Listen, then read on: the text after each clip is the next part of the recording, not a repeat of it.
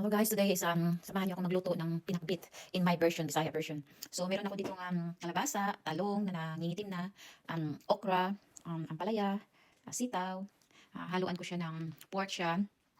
Medyo may kunting taba sa gilid-gilid. May garlic, and may ginger siya. Ewan ko, pero gusto ko lang haluan siya ng ginger kasi nga para tanggal lahat ng kabag ko. At saka may onion. Yun nga. Alright guys, samahan niyo ako. Sana successful tong pagluluto ko. So ito na guys, ilulunod ko na yung onion. Bakit ko nalatakot ako nito kasi nga, niluluto ko ang nilalang na kapasipan. Bakit ko lang niluluto kasi sa akin. Ayan, medyo brown na yung yung onion niya, yung garlic niya. Ayan natin yung brown ng garlic eh. Ayan natin yung pork natin na halo.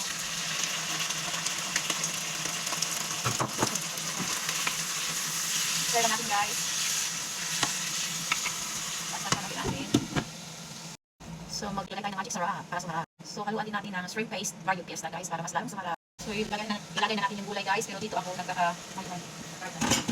Kasi hindi ko alam kung ano ang unahin kong ilunod, pero tingin ko palabasa muna. Who knows? Okay, yung gansin ko guys kasi ako marunong luto. Gawa-gawa ko lang to, first time ko matutunan ko. Okay? Kasi I feel like eating pinakbit here.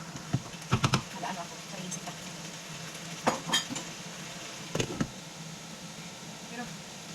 Pero feeling ko guys, ilunod ko na rin yung yung ibang gulay yata. Kung nila kaya lahat.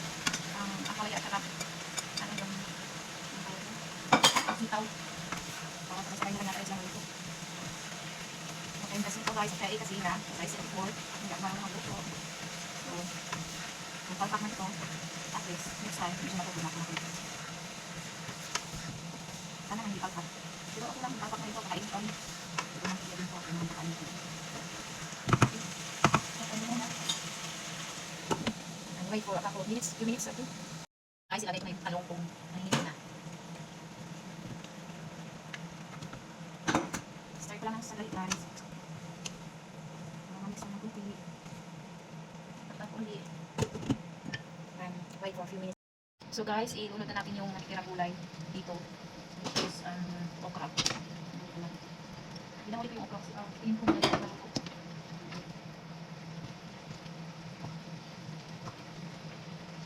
Palabasa ka rin yung palito.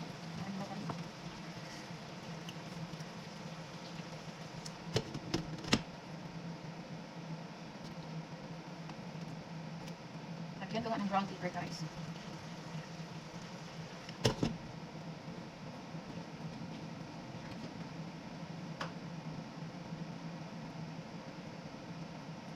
Tsaka maglagay na ako ng kunting toyo guys kasi medyo matabang siya. Diba? Parang yung overpowering yung nasa. So, tignan na natin yung niluto natin guys. Oh, yan. Luto na guys. So, luto na siya. Tikman lang natin kung masarap pa.